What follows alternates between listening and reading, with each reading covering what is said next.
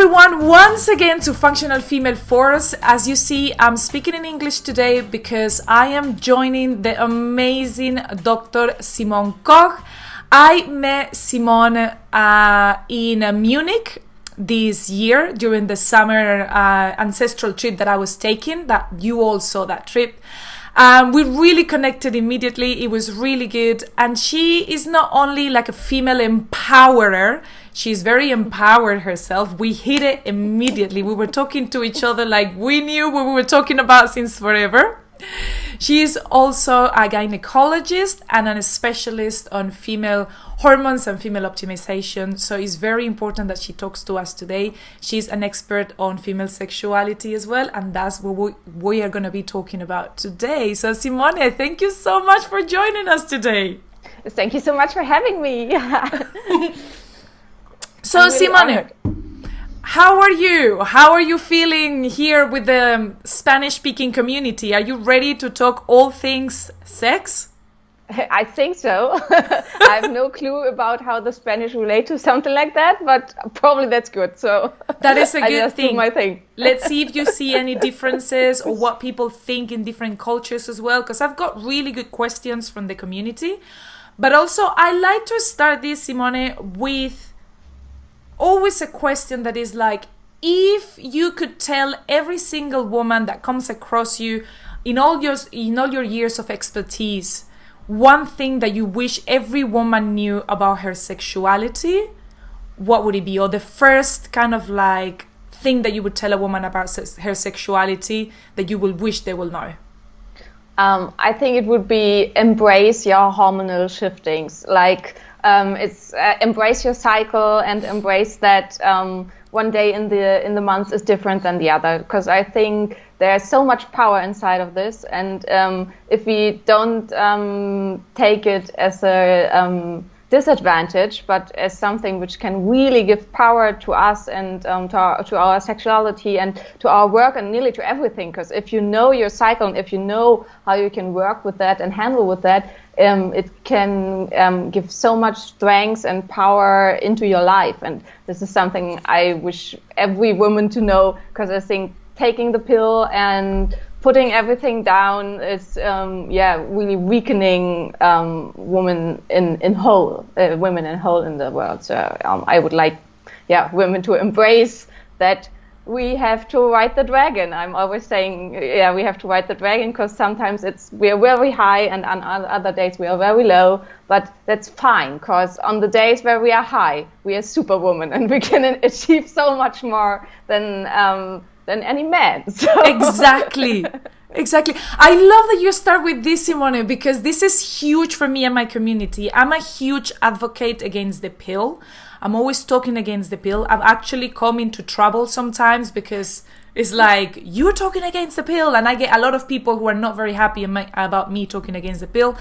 But it's my point of view. And I think in me personally, it did a lot of damage. I suffer from PCOS, polycystic ovarian syndrome, since the age 13. And they completely canceled my hormones, giving me a lot of medication from the age of 13. So that caused me a lot of problems later on in life. But it's very important because of two things. One of the things is because when we are on the pill, we don't have those changes that are so important for us to come in tune with, right? And we get used to being like a flat line all month, right? And then that's a problem, because when we stop taking it and we start feeling all these things, we think it's wrong. We think there's something wrong about us, right? Yeah, right.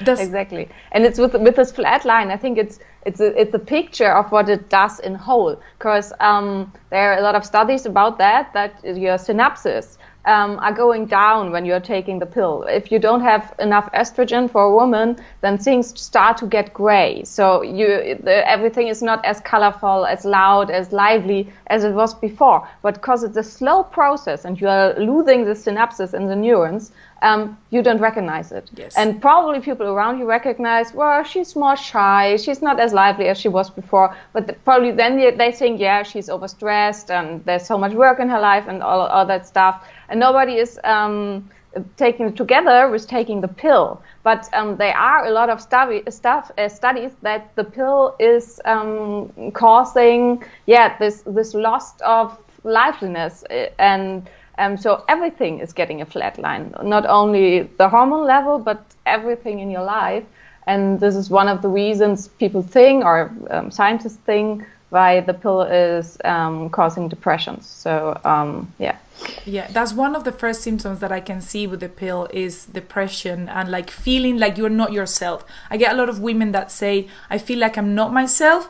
And one of the things that is very important, let me just put it here because I'm also trying to put this live for some people to see, is that they lose their libido. Because this is what we're talking about today. We're talking about sexuality.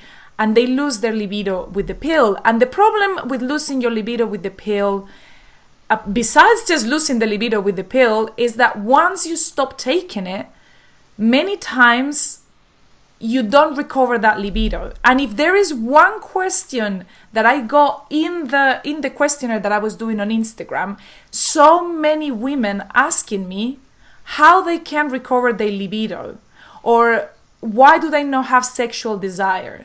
So let's talk a little bit, because there is a difference if you don't have sexual desire without the pill, or if you don't have sexual desire because you're taking the pill.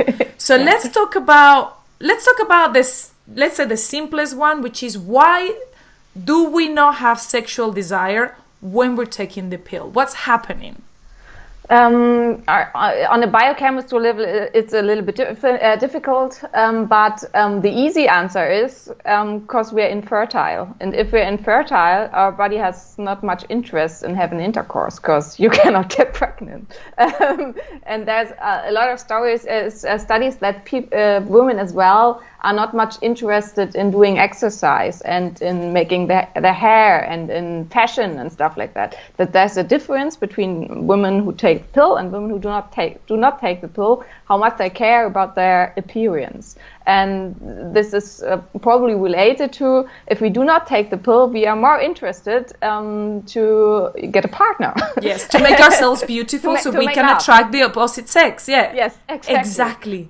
And I think it's on a deeper level. It's something like this: if I'm not fertile, why should I be interested in sex? But on a biochemical level, it's that the ethyl estradiol in the pill is not working in the body like our normal estradiol, and it's suppressing the other hormones like progesterone and testosterone. You have much lower testosterone and progesterone levels. You have no progesterone at all, really.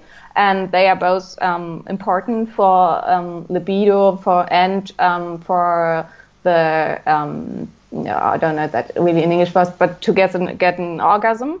The orgasmic reaction is depleted when you don't have these hormones. Wow. And another thing is that SHBG, which is a globulin, which is binding the hormones in the body, is getting much, much, much higher because it has to come clear with the ethyl estradiol, which stays in the body very long, because there is this ethyl group on the estradiol, and the liver has a lot of problems to get rid of it. So the body has to store it somewhere. So he is hiring this globulin, and the globulin is not dividing between testosterone and the estrogen, which is still there, and the progesterone.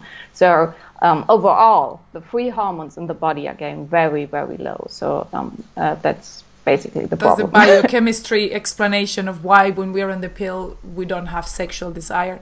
And the thing is that once we stop taking the pill, sometimes this like absence of libido can stay with us. And many women have asked me, how can I recover? Is there anything I can do to recover the libido after taking the pill for many years? Is there things that I can do to help it?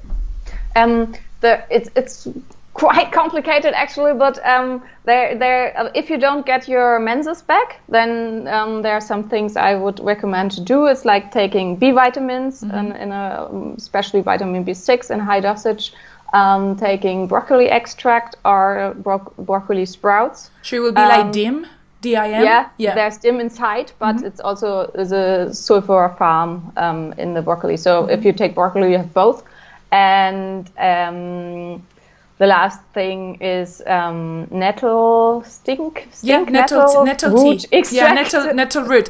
That's funny because I did a video a couple of weeks ago about menopause, and that's one of the things that I said, nettle root tea with helping with all the hormonal changes that you're going through. Because nettle root is binding to this SHBG, and so all hormones will be there free in a higher level. So that helps a lot. But on the long run, the problem is that the pill is causing chronic stress for the body. Yes. The cortisol is getting higher and higher, and the CBG, the cortisol binding hormone, is also going through the roof under the pill. And you are losing the connection between the hypothalamus, hypophysis, and ovarian axis. And this can last if you do nothing against it. This can last forever, probably. So it's a depletion, which comes together with all other kinds of stress. So what you can do is all the stuff you always teach, like being mindful, go out to nature, do everything, do cold bath, and all the stuff we do to release your stress as much as possible, to lower SCBG and get back to the normal function of the HPA axis. So like you saying is basically if you don't do anything after the pill, then you could be in this state of nothingness forever. But if you take action little by little, you can recover those levels of hormones. And people ask, what can I do? And what I always say is the people following me here and watching us know about my 5 pillars of ancestral health, which is exactly what you're talking about. Is going back to those pillars of health that will help our bodies to recover from the adrenal stress that we've put them through when taking the pill and things like that. So it's really important that we take action and that we don't just leave it to be, right? Because many times when you don't have your period, this happened to me when I stopped the pill. I was for an entire year without the period, and I had to take a lot of action to be able to recover it. But if we don't do anything, it's quite funny how the doctor was trying to prescribe me the pill again. And I was like, no, this is the problem that caused it. So I just don't want to bleed. I want a real cycle, because the pill will make you bleed, but it won't make you have a cycle. So that's super important to know, right? Yes, and it only makes you bleed if you stop it. If you don't stop it, you will not bleed. So. You will not bleed.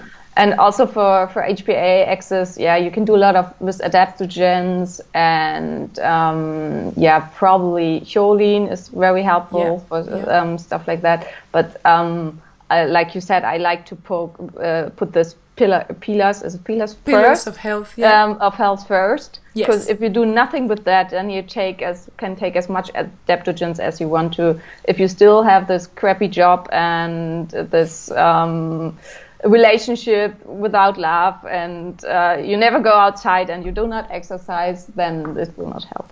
This is incredible, people, because Simone, she doesn't speak Spanish, so she doesn't really know our 5 pillars of ancestral health. But if you see exactly what you just said are the pillars of ancestral health. So we can see that it's not just me talking about something that I woke up one day, but we all share the same views, that going back to nature and doing all these things is going to make your health better. And you can take as many supplements as you want, but if you don't do the things you need to do, sleep well, have a good relationship, expose yourself to the sun, go in nature, then nothing is going to go back to normal, right?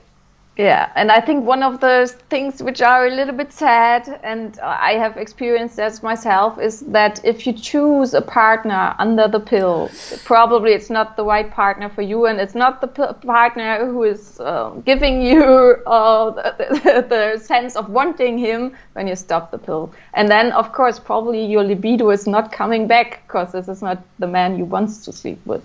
That's super important. That actually, I can talk from personal experience. That happened to me. The partner that you choose, this is so important. I'm going to put it in big everywhere. The partner you choose when you're on the pill might not be the right partner for you because you chose it under hormonal levels that are not natural to you, and then obviously you don't want to sleep with that person because he's not the right person for you, and then all these problems happen. That, Simone, that's so important what you just said there, because I think many women have experienced that, and I can talk about it myself as well. So I think later in the future, when we are going to do a Q&A on Instagram, we can talk more about this, about the pill, about all of this, because this is a very, very interesting topic. But then let's get moving, because we're going to move more into the sexual aspects of improving our sexual lives and our sexuality. And I have really good questions that I don't want to pass. And one of them that I had probably 3 or 4 people repeat it is it normal for a woman to have constant drive, like to want to have sex every single day? Is this normal or is it not? I don't know. Is it? Yes. Yes. There is no, it's not normal. And I think that's really, really important. As long as I worked as a gynecologist, aside from getting your normal examination and stuff like that, the most women came with this question: am I normal? And for whatever, are my breasts normal? Are my vulva normal? Is my sex drive normal? Do I act normal? And there is a big difference. There are women who want sex once a month, and they are really happy with that. And there are women who want sex every day, and everything is okay with that. Perfect. And there are some women who want sex more than once a day. Perfect. And that's also totally okay. The thing is, it's more seldom. When we look, now we think there is a duality of sex drive or wanting sex. Sex is not really a drive, but about wanting sex, that there are inhibitors and accelerators, and women normally have more inhibitors. So everything has to be perfect for us to that we want to have sex. But there are some women who have really high accelerators and not so much brakes, and then they want to have a lot of sex. And the problem is they are quite seldom. It's only about 7% of all women who have a really high accelerator and low brakes. So they think they are not normal, but they still totally normal. It's no problem at all. The thing is there as well, and I think for me that is really, really important to embrace that and to say, okay, that's me. Yeah. And if my partner does not like that, what's normally not the case, but if so, then probably we have to make a compromise, or probably he's not the right partner for me. But because I think there are some studies what makes relationship happy in the long time. Yeah. And a lot of people say arranged marriages are good and stuff like that. But if you look how people are really happy and feel fulfilled with a relationship, sex is a really, really important point. Yes. So if sex is not working in the relationship, if you are happy in this relationship for the long term, it's questionable. So I think it's something to consider, because it's such a great and important factor in life. And it is. And culturally, this is very interesting, because culturally we have been kind of like ashamed as women for wanting sex, or for even talk about it. And when it's something so important, so sacred within the relationship, if you feel bad because you want sex every day, or if you want sex every week, or whatever reason, and you also feel bad to talk about sex and all of this, and you think that you can't ask for sex, this is going to be a big burden in your relationship. And because sex is just another part of the relationship, like the love itself, like sharing moments, like sharing hobbies, like sharing values. The whole thing is just part of the same thing, and we shouldn't be made ashamed of our sexual desire. Yeah, right, true. Which is sacred. And women get shamed about that a lot, and I think that's basically the problem why they think it's abnormal, and it's not a good thing. Yeah. But and I also have the opposite question, which is it normal or is it healthy to never want sex? And some people call it, is it normal to be asexual? Like, I have zero interest in sex. This, I think, is a really difficult question, because, of course, I don't want to discriminate anybody. And some people say asexuality is it's a thing, and they should not be discriminated. And we should say, yeah, it's totally normal. But personally, I think it's not normal, because evolutionary, we want to spread our genes, and if somebody is asexual and does not want to have sex ever, he will have no offspring, and so this gene will die out. And, of course. So I think this is not normal behavior, and I think in most of the cases is that probably something is physically wrong, like there's something with the hormones or stuff like that, or there was trauma, any kind of trauma. Psychological trauma. Psychologically, yes. I think it's not normal, but I'm not deep enough in the material that I can say can say for sure that probably there are people for them. It's just who they are, and I think who you are, it's always okay. Yeah. But I think the difference is when you are absolutely happy with that, then it's okay. Probably it's not normal, but it's okay.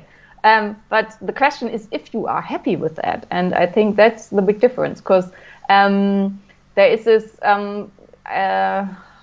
libido, to lose your libido or have not libido is really, really common. 2/3 of all women say they have not enough libido, or they lost their libido, but 10% of them say they do not mind. And I think if this is the case, that you say, well, I don't care if I have sex ever again in my life.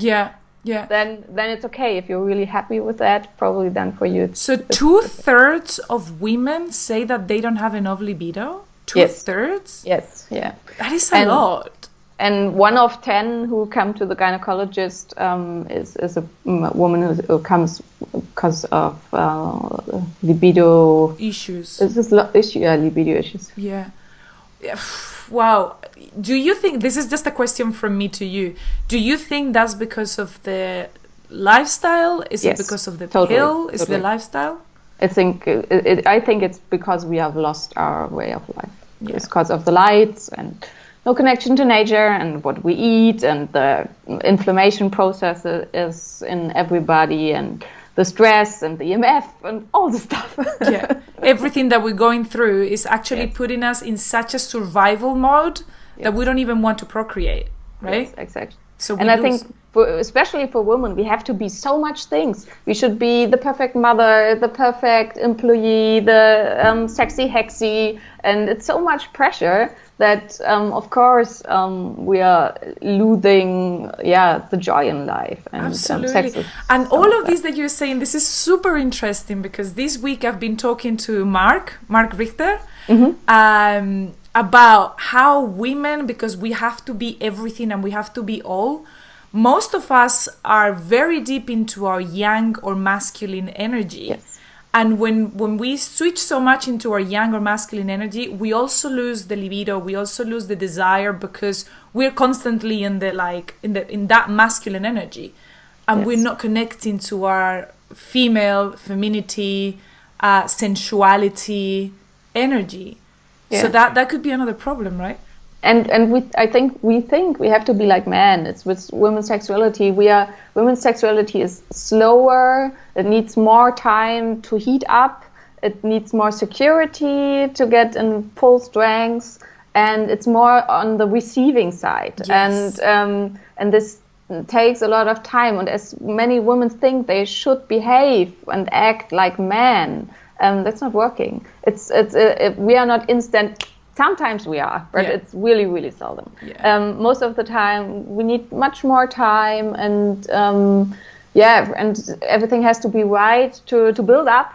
And if things are built up, then it's like a volcano, but it needs time, and it's something else. And I think that's also a problem. Like with this, I talked with Max about that. that 65% of men have spontaneous desire and only 15% of the women. So for women, it has to be more, everything has to be perfect, and there has to be a clue and a trigger to wanting sex. And if that is not there, then they do not want to. But it's not a problem. It's not really a libido issue, but it's probably a wrong perspective on desire. That's so interesting, Simone, because what you're saying is that women, we expect to be like men, where literally they can have desire immediately when they meet a woman. For us, it's different. Like, we can feel attracted to a man, but still not want sex with that man until later on. Because and then we think it's a problem with libido, but it's not a problem with libido. The thing is that for women's desire to appear, there has to be a build-up process, right? Yes. It has to be, we have to know the man, we have to know that we are safe, we have to, obviously it's normal, like you say, sometimes we just get desire like that, especially around those hours of ovulation, like the couple of days or the day of ovulation, that could be pretty like instant if we like the guy. It's not like we want to, usually we don't want to sleep with the first guy that we see on the street. Yes. But in general, I agree. In general, it takes kind of like a long time for a woman to build that desire up. And even before sex is the foreplay that a woman will appreciate the most. Am I right? Because sometimes I've had this conversation with partners where they are surprised of how much a woman can like or can want or needs all the foreplay. And like you say, it can be as a volcano, because afterwards, if all that foreplay happens, then the actual sexual relationship can be like through the roof. Yes. But it needs a lot of build-up, right? Yeah. I compare that to women are slow cookers and men are microwaves. I really like this comparison, because if the slow cooker is hot, then it's hot for a long time, and the microwave is on, ding! And so that's absolutely right. So I really like that picture. And for women, it's also from on an anatomic level. Our swelling parts are different than they're from men. For men, it's open or it's closed, so it's hard or it's not. Yeah. And for women, it's actually there are a lot of different parts.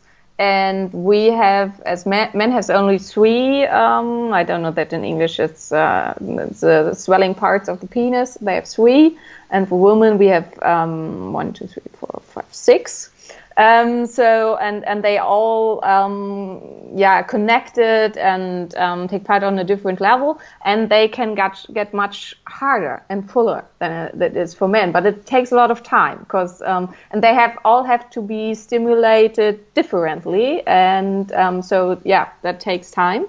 And I think women can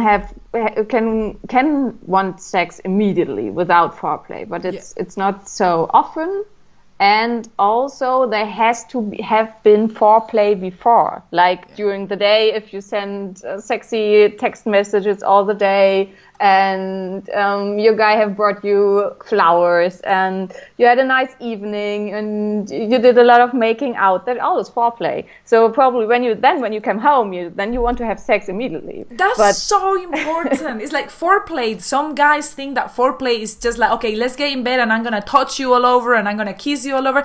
The foreplay starts from like maybe in the morning, when you get a call, when you get a date, when you get like you said, flowers, when you've been cuddled the whole day. That's all the foreplay as well, isn't it? Exactly. And probably sometimes all this touching and stuff, it's not the foreplay we want. No, exactly.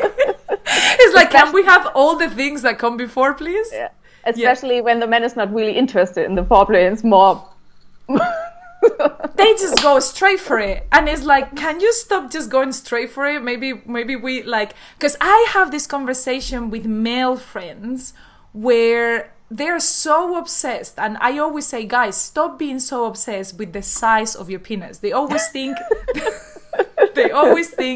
that the guy with the biggest penis is gonna be the best lover, and I always go like, It doesn't work like that. It doesn't work like that. What can you do before you take out the penis?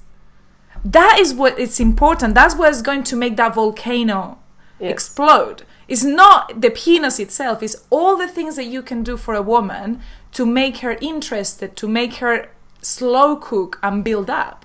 Yeah. Am I right?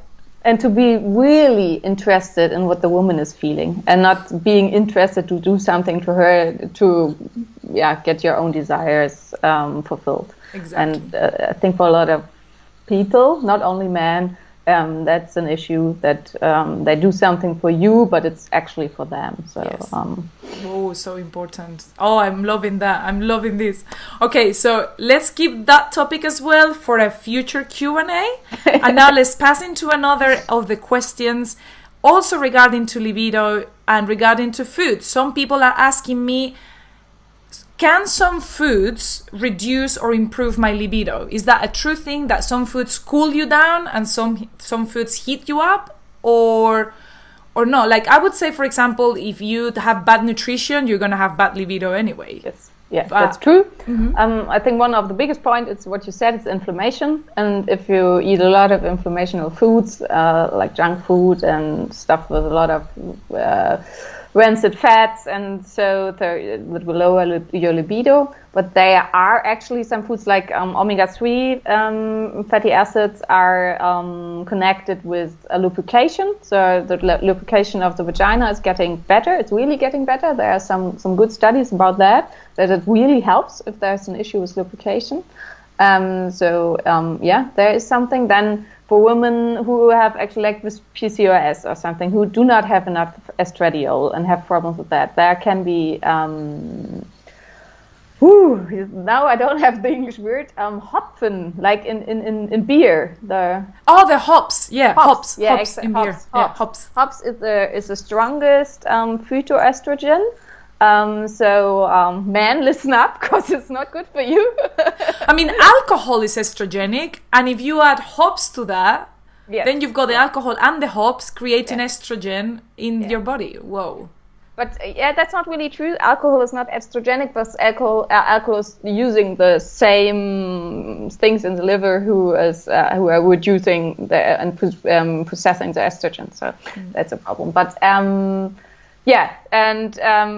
so hops can help to build up libido. But if you already have enough estrogen, or probably too much, then it's not helping, because hops has on the receptor only 3 to 5% of the power what the normal estrogen has. Okay. So if you have a normal estrogen level and you take hops, your estrogen will get lower. If you don't have enough, then it's helpful. Okay. And what actually really helps is Damiana. There are a lot of studies who say Damiana is really highering libido and sexual desire and orgasmic reactions. So something worth trying. Okay, good, because that's a question that I get a lot. Because it's blocking the aromatase. The aromatase who is cutting down the androgens, and it's helping to higher your androgens. Yeah, so it's blocking the aromatization. Yes. In the process of aromatization, which is super interesting, and that also answers the question to improve lubrication. I got a lot that question of how to improve lubrication, and some young women ask me about that. So I would say, like you said, the omega-3 are very good to aid with lubrication. Yeah, but I personally think the important thing about lubrication is that it takes time, and that like we just said. Yeah, and I think that's the main problem. And for some women, they need hours to really get wet, hours. And if you take that time, then probably for a young woman who has normal hormone levels and she loves the guy and she's hot for her, then she will get wet. Yeah. But if it's just let's start now. Okay, it's not working. Take some lubricants. Then of course it's not working. It's not going to happen. Yeah, and You can train that as well with yourself. As better, it's use it or lose it. As more often as the vagina is has a possibility to really be stimulated and do their stuff, the better the lubrication gets. So I think with lubricants, it's also a problem.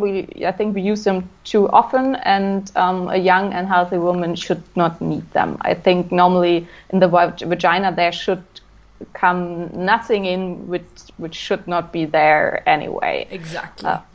What about after menopause? If they get, like, I get people who ask me, after menopause is becoming painful because I don't have good lubrication. Is there something that I can do to improve lubrication after menopause? I'm not postmenopausal, so I have no personal experience, but I have read, and I have heard that for a lot of patients, that also self pleasurement and trying to get all this tissue back in business and give stimulation and love to it should improve the lubrication a lot, so that the cells come back to business and get out of this atrophy status. And if that's not working, I recommend coconut oil, just virgin coconut oil, because I think it's the best natural lubricant. But let's try to revive those cells. Let's try for the body to produce its own things. Like with everything else, we want the body to be able to work the way it's meant to work. So I really like that, and that also you kind of like touched a little bit into the next question, which is benefits. Is there any benefits? I would say absolutely yes, but they want to know, is there any benefits of female masturbation, and which ones are those benefits? Oh, there are a lot of benefits. There you go. I think the first benefit is to get to know yourself. Yes. How should you tell somebody who's with you what you want and what you like and what really turns you on if you self do not know that? Yes. So I think this is something, to discover, and because we're just really helpful. And also it's about lubrication. It's use it or lose it. How much often you do that, the better it gets. And it's also if you combine it with something like a yoni egg, with the jade egg, you can train your pelvic muscles, and you can also train the tissue there, and that also helps with lubrication. And a strong pelvic muscle, which really works, it helps to get much more blood flow in this area. And actually, women who know to do that can get much more swelling and joy into this tissue and into this part just on their own. So it's also something that's amazing. Really helpful. So female masturbation, and also using the eggs, those kind of like eggs that they're used for pelvic floor exercises, right? Yes. They can help you. So what the doctor is saying is that they can help you to train the muscles, train the cells, so you can get more swelling, you can get more pleasure in your sexual relationships, and you can train your cells back at doing the things that they're meant to do. Because another of the questions that they asked me, and you touched on it again, it's are like sex toys recommended, and which ones would be your favorites, or what would you recommend? I think that's difficult, because I think sex toys is the same like with the lubricants. They have the stimulation is so severe and so strong that we lose the contact to the normal things. And there's actually also science behind that. That if you give the nerves stimulation and stimulation and stimulation, then it's much more difficult to get stimulated. Wow! And it's the same with men who look porn. I was just gonna say that. I was gonna say, so it's got a similar effect to porn in men. When you watch too much porn, you become desensitized to sex. Exactly. And it's the same with men who touch themselves very hard. That they lose the ability to enjoy soft touch. And for me, I think it's the same for women, because they are the womanizer, which works for nearly every woman. Women who tell me I never had an orgasm, I would recommend that.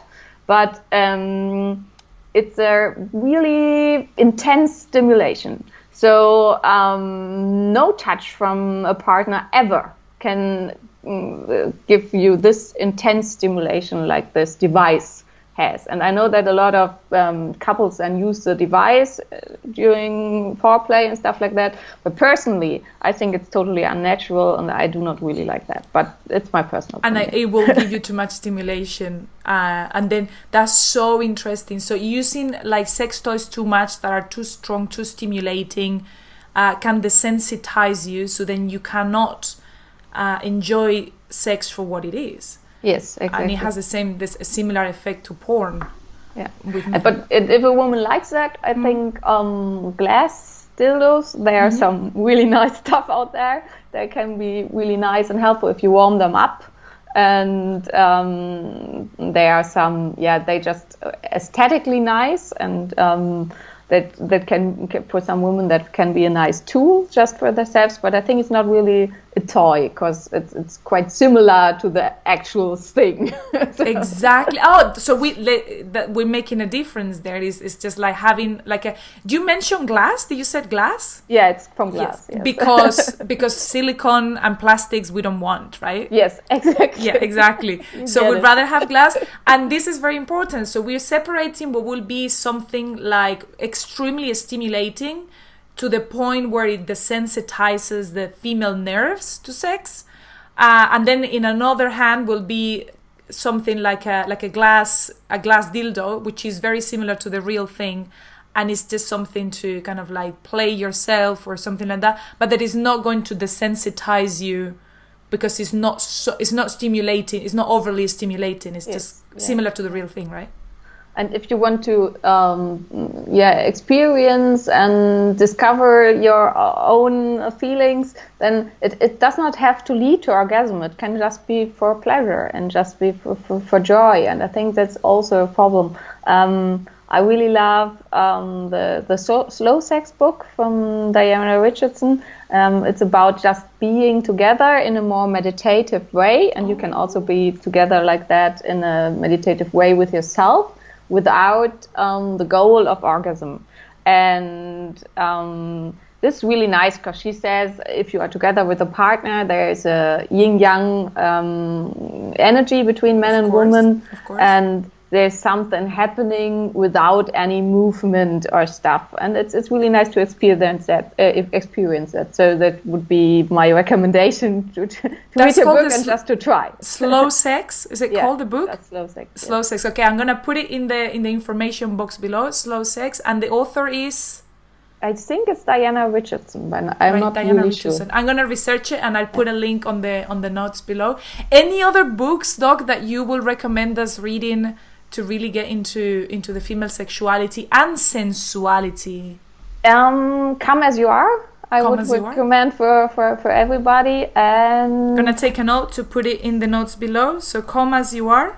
And the last one, if you want to, I can look it up. I only in German it's Landschaft der weiblichen Sexualität, but I know there's an English version. Okay, yeah. I can ask. That was too fast of German for me. Yes.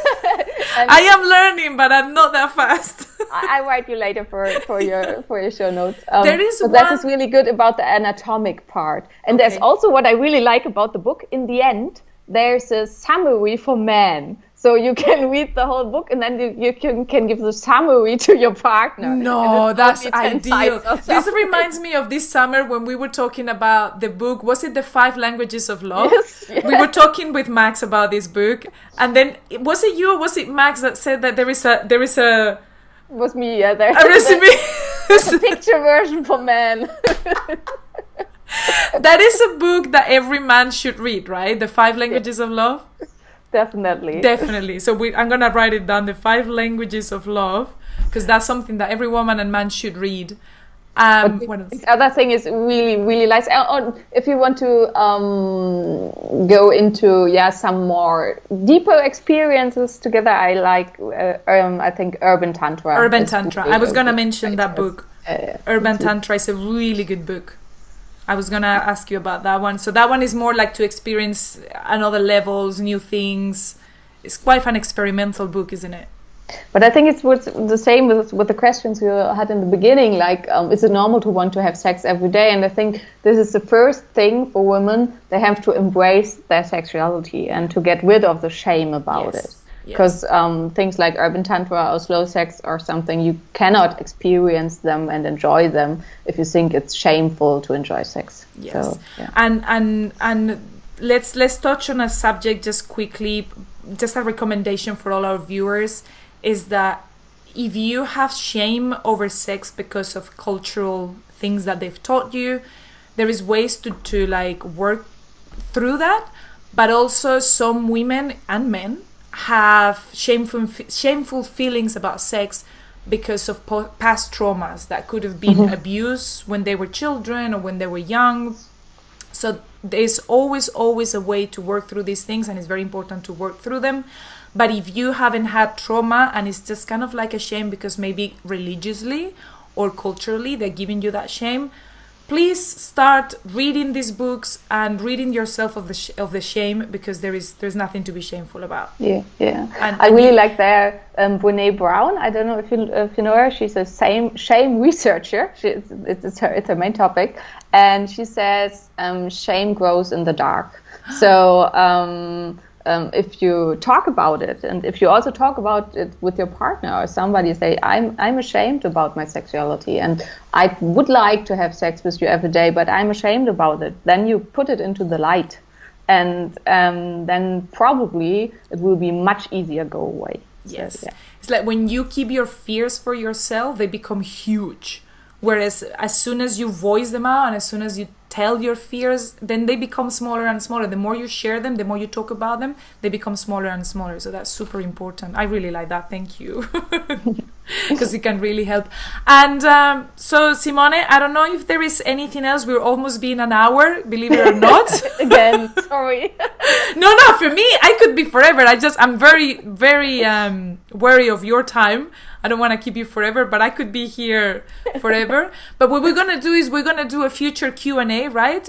Yes. Where people can ask more questions after they've seen you, because I'm sure they're going to come with so many questions. And I would love to do more with you, because that is been super amazing. We only touched like 0.001% of everything. Yeah, that's right. Thank you so much. Thank you, Simone. I don't know if there is anything else you want to say or want to recommend. I don't think so at the moment. I think we touched a lot of really important themes, so probably that's a lot to think about. Yeah, and especially about shame and auto-exploration and what is normal and what is not.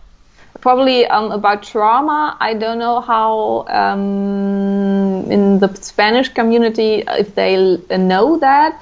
There's a German scientist, that's Peter Levine. He's from Vienna. Mm-hmm. And he is doing things about trauma since 40 years, I think, 43 years. And he has developed somatic experience. Wow. And it's a therapeutic program where you treat the trauma over the body. And for a lot of people, it's really, really helpful. Because just to talk about the trauma is in the body, and just to talk about it does not really help to get rid of it, because you have problems to go into your body because the fear and the pain is in the body. Mm-hmm. And I really like to recommend him his treatment to my patients, and send them to therapists to work like he does. And I think for post-traumatic stress syndrome, that helps probably the best. I don't know, but it helps a lot. Perfect. Oh, thank you so much for that, Doc. I'm going to put that in the notes below. And other than that, just thank you so much for being here today, Simone. I'm really, really happy that you came to talk about this.